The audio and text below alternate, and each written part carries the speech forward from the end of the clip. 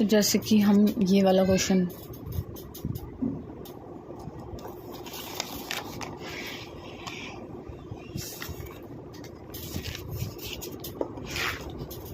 जैसे कि ये क्वेश्चन है, इसमें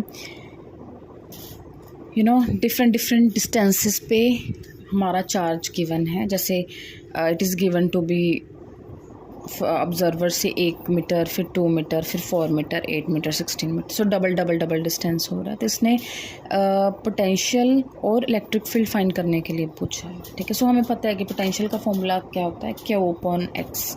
ठीक है, तो x यहाँ पे डिस्टेंस है। ठीक है, जैसे नॉर्मल हम Q/r लेते हैं, तो यहाँ पे because it's in this x direction, तो इस ऐसे करके चार्ज इस तरीके से ऐसे डबल डिस्टेंसेस पे पड़े हैं। ठीक है, तो उस अकॉर्डिंग पोटेंशियल का ये फॉर्मूला हो गया और इलेक्ट्रिक फील्ड का होता है Q/x²। ठीक है, सो अभी जो इलेक्ट्रिक इंटरेक्शन होता है वो टू बॉडी सिस्टम होता है, तो उस अकॉर्डिंग सुपरपोजिशन प्रिंसिपल होल्ड करेगा। ठीक है, तो पोटेंशियल में हम due to that one charge जो कि 1 मीटर पे पड़ा है, फिर 2 मीटर पे पड़ा है, फिर 4 मीटर पे पड़ा है, तो ऐसे ऐसे करके वो ऐड ऑन हो जाएगा पोटेंशियल। तो जब हम देखेंगे तो वहाँ पे ये जीपी बन रही है, जीपी को सॉल्व करके इस तरीके से हमारा पोटेंशियल आ जाएगा। ठीक है, क्योंकि यहाँ पे जो आर है वो लेस देन 1 है, सो इस तरीके से ये वाला जीपी का फॉर्मूला लग के हमारे पास फाइनल पोटेंशियल ये आ गया। ठीक है, फिर उसके बाद इलेक्ट्रिक फील्ड का फॉर्मूला हमें पता है R² करके होता है, मतलब x²।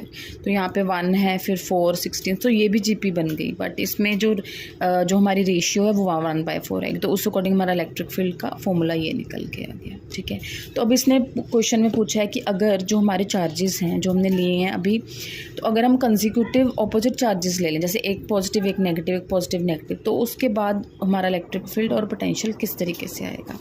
तो वी नो कि यहाँ पे बस क्या होएगा, इनकी रेशियो में माइनस आ जाएगा।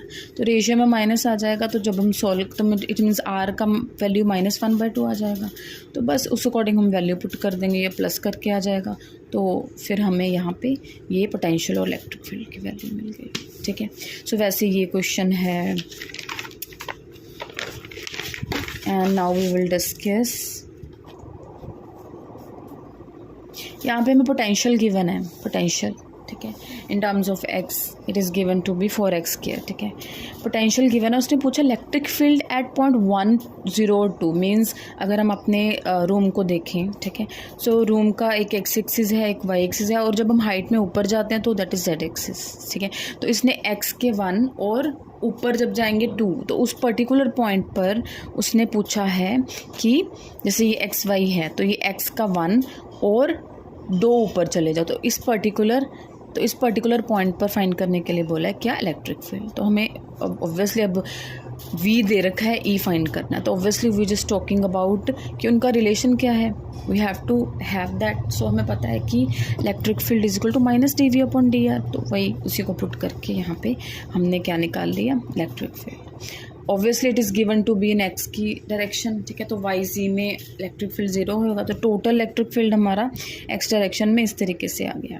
ठीक है, सो अभी इसने इलेक्ट्रिक फील्ड एट पॉइंट 102 बोला, तो उसमें पॉइंट पुट कर देंगे। सो पॉइंट पुट कर देंगे, so this way we will get our potential. ठीक, अभी हमारे पास ये क्वेश्चन है, इसमें एक रोड है। ठीक है, उस पर चार्ज स्प्रेड है, जैसे लाइन, जैसे हम बोलते हैं ना लाइन, कॉन्टिन्यूस चार्ज डिस्ट्रीब्यूशन में।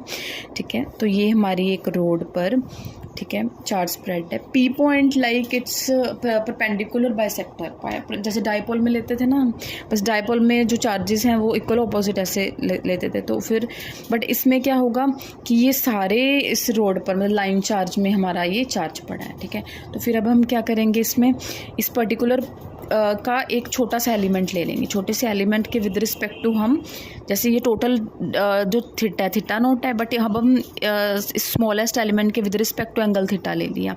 ये डिस्टेंस r है और ये जो है हमारा x है with respect to that theta, और ये r हो गया, कैपिटल R। ठीक है, तो उस अकॉर्डिंग अभी हम ये टोटल 2l है, तो ये ऑब्वियसली इसने बोला है परपेंडिकुलर बाइसेक्टर मीन्स ये दोनों को, जैसे ये 2l है तो ये LL हो जाएगा, और ये परपेंडिकुलर मीन्स ये 90 डिग्री पर है। ठीक है, सो इस तरीके से सिमेट्री बन गई, तो ये हाइपोटेन्यूज वगैरह का फॉर्मूला वगैरह लग जाएगा। ठीक है, तो स्मॉलेस्ट एलिमेंट का निकाल लेंगे, फिर उसकी इंटीग्रेशन कर देंगे, तो we will get total electric field. ठीक है, तो अभी ई का फॉर्मूला वही, अभी ये लाइन चार्ज है तो λ dx/r²। ठीक है, अलोंग ओपी। तो ये पी पॉइंट पे फाइंड करना है, तो अलोंग ओपी, ठीक है। तो अभी ठीक है, तो अभी इस पर्टिकुलर एलिमेंट के विद रिस्पेक्ट टू, ठीक है, इस पॉइंट पे हमारा जो ई डी ई इस डायरेक्शन में होगा। तो अगर हम इसको क्या कहते हैं कंपोनेंट्स में रिजॉल्व कर दें, तो वही थीटा एंगल ये इस तरीके से कर रहा है, ठीक है। तो इसके वर्टिकल में डी ई कॉस थीटा और इसके जैसे हॉरिजेंटल में D E sine theta, but यहाँ पे सिमिट्री है। तो इस पॉइंट पे होगा तो इस पॉइंट के उतने ही एक्स डिस्टेंस इधर, अगर ऑब्जर्वर उसके लेफ्ट साइड पे जाए तो यहाँ पे भी उतना ही होगा, बट इन ऑपोजिट डायरेक्शन। तो D E sine theta cancel कर जाएगा। तो इस तरीके से हॉरिजेंटल कंपोनेंट्स कैंसिल हो जाएंगे हर एक पॉइंट पे में। तो फिर हमारे पास क्या आ गया, सिर्फ vertical component. So that's why अभी यहाँ पे हम सिर्फ वर्टिकल कंपोनेंट लेके सॉल्व करेंगे। तो सॉल्व करेंगे तो अभी यहाँ पे हमें पता है कॉस थीटा चाहिए, ठीक है। तो चलो हम इलेक्ट्रिक फील्ड की वैल्यू पुट कर देते हैं। तो अभी हमें यहाँ पे दिख रहा है कि हमें डी एक्स चाहिए और आर चाहिए। तो एक्स की वैल्यू फाइंड कर ली, ठीक है। हमें पता है कि ये थीटा के सामने वाली परपेंडिकुलर होती है और ये बेस हो गया और फिर ये वाला हाइपोटेन्यूज। तो उस तरीके से मैंने वैल्यू निकाली, ये एक्स की वैल्यू निकाली, फिर डी एक्स चाहिए, आर चाहिए और उसको पुट कर दिया। पुट करके हमारे पास बस हमने इंटीग्रेशन की है हमने, क्योंकि ये हमने थीटा नॉट लिया है टोटल एंगल, ठीक है।